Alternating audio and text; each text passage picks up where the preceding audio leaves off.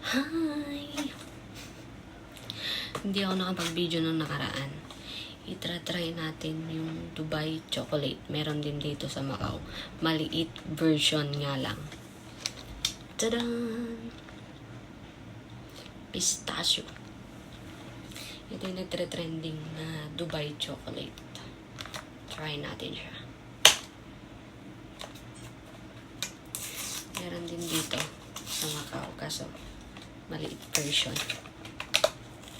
Tsaka, hindi ko alam kung ano itong lasa talaga ng galing sa Dubai.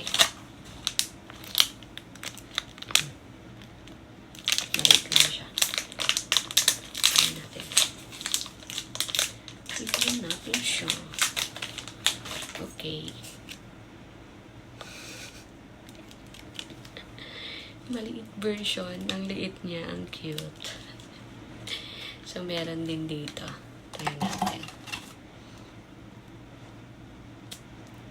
Ooh. Siya nga. Same.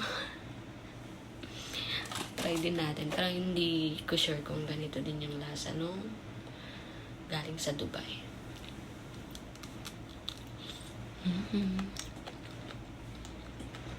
Yun lang.